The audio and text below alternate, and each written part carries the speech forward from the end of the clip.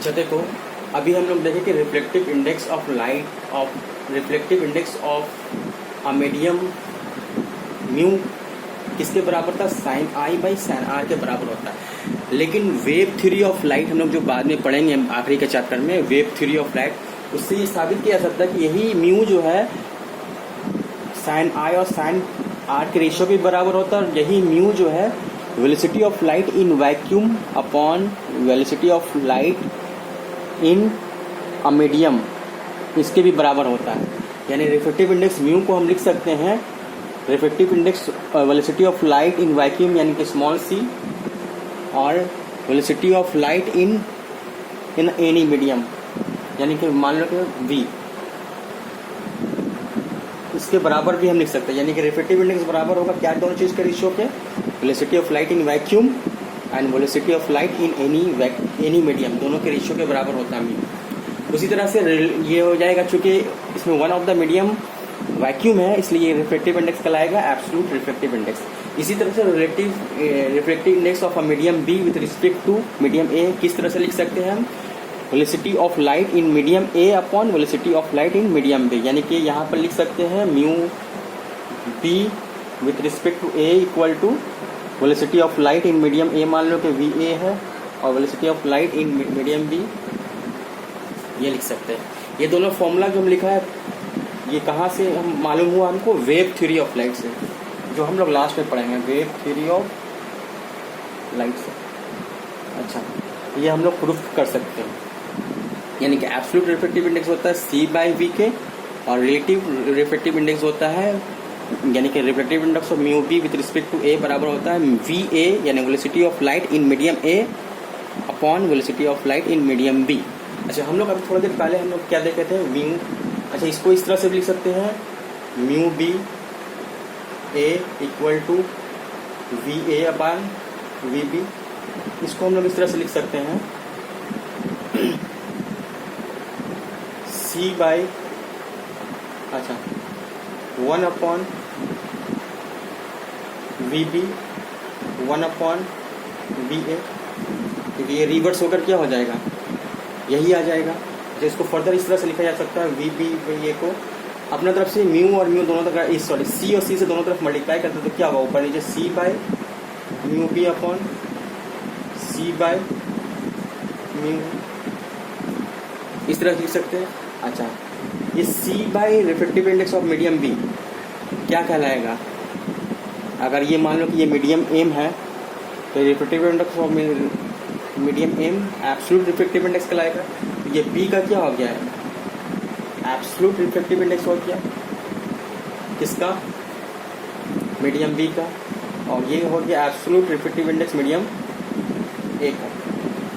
With respect to यहाँ पर जो होगा वो क्या होगा? वैक्यूम होगा दोनों में, जिसको हम लिख नहीं रहे हैं, अंडरस्टूड है वो।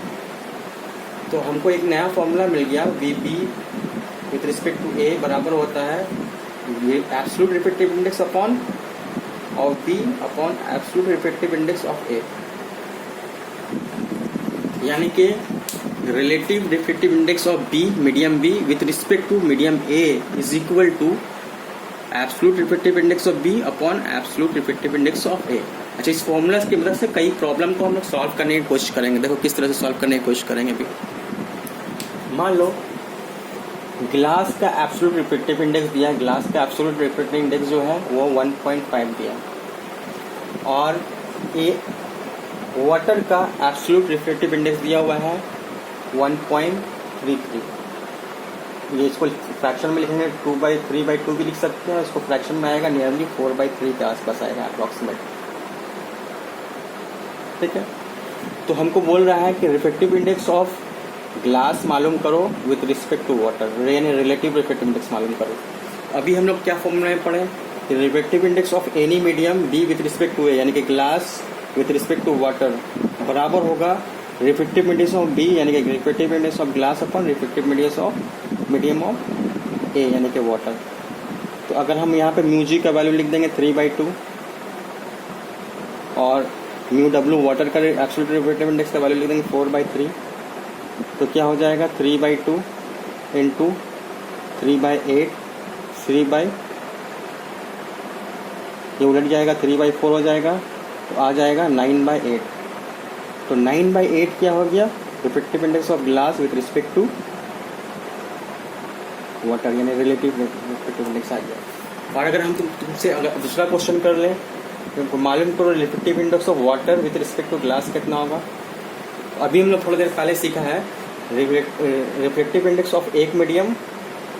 अभी हम थोड़ी देर पहले क्या सीखता है, refractive index of B with respect to A equal to 1 refractive index of A with respect to B होता है। यानी कि अगर हम लोग को मालूम करना है रिफ्रैक्टिव इंडेक्स ऑफ वाटर मालूम करना है विथ रिस्पेक्ट टू ग्लास, वो किसके बराबर होगा, 1 refractive index of glass with respect to water. और ग्लास मतलब इसका वैल्यू हम लोग अभी मालूम किया कितना होगा, 9/8। ये रिवर्स होकर क्या होगा, 8/9। तो हम लोग को मालूम हो गया refractive index of water with respect to glass हो गया 8/9। क्लियर। एक क्वेश्चन है कि if incident ray makes an angle of 30 degree and refractive index of glass is 1.5, calculate the angle of refraction. R मालूम करने बोलना। तो आई कितना दिया हुआ है, 30 डिग्री। रिफ्रैक्टिव इंडेक्स कितना दिया है, 1.5।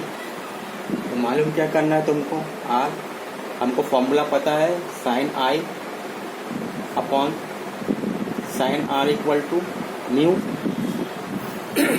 म्यू का वैल्यू दिया हुआ है। अगर साइन आई का वैल्यू कितना दिया हुआ है, साइन 30 डिग्री। साइन आर का वैल्यू मालूम करना, उसको वैसे रहने देंगे। म्यू का वैल्यू कितना दिया, 1.5 मतलब 3/2। सबका वैल्यू पुट कर दो तो साइन आर इक्वल टू क्या हो जाएगा, साइन 30 डिग्री कितना होता है, साइन 30 डिग्री होता है हाफ इंटू, ये क्रॉस मल्टीप्लाई कर दो 2 × 3 हो जाएगा। ठीक है, तो ये हो जाएगा therefore sine R equal to 1/3, 0.333, जिसको अगर साइंटिफिक कैलकुलेटर से कैलकुलेट करेंगे तो साइन 19.5 डिग्री हो जाएगा।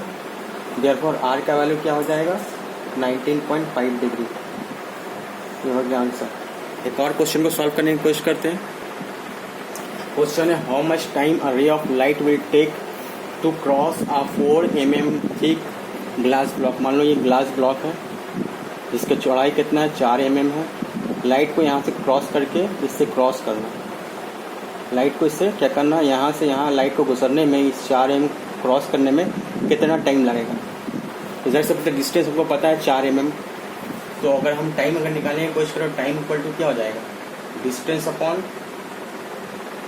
स्पीड। डिस्टेंस है 4 mm। ठीक है, डिस्टेंस को डी रहने दो, डिस्टेंस थिकनेस के बराबर है डी।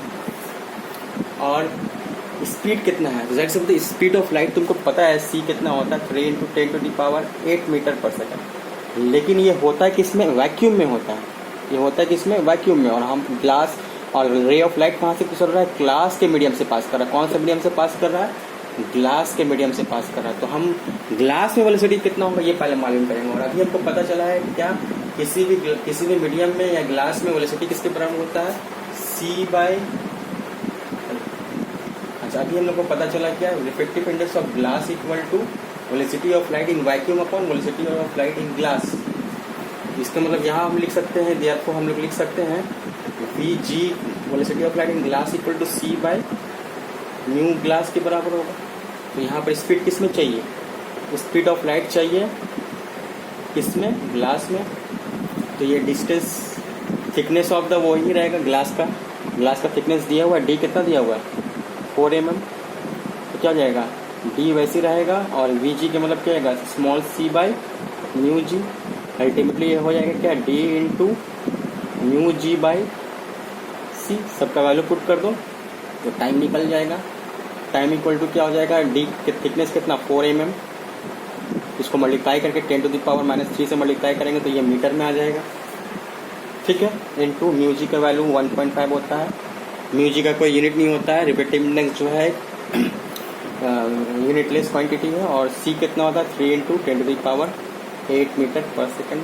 आप काट दो, कट कर जो बचेगा इसको, अगर इसको हटाएंगे इसको तो ये हो जाएगा 10। तो 5 या 15, 5 दूना 10, 3 से 3 कट गया, 2 एकम 2, 2 दूना 4। 2 × ये 10⁻³ है और ये ऊपर भी 8 चले जाएगा तो -8 हो जाएगा और 8 10 10⁻⁸ तो टाइम कितना लगेगा उसको इससे गुजरने में 2 × 10⁻⁸ सेकंड। क्लियर। एक और क्वेश्चन करते हैं। क्वेश्चन है कि रिफ्रेक्टिव इंडेक्स ऑफ ग्लास दिया हुआ 1.5, रिफ्रेक्टिव इंडेक्स ऑफ वाटर दिया हुआ 1.3 और दिया हुआ है कि वेलोसिटी ऑफ लाइट ग्लास में कितना है 2 × 10⁸ मीटर पर सेकंड है। तो वेलोसिटी ऑफ लाइट मालूम करना है वाटर में। अच्छा, हमको पता है ये कि रिफ्रेक्टिव इंडेक्स ऑफ ग्लास बराबर होता है C यानी velocity of light in vacuum upon velocity of light in glass, इसके बराबर होता है।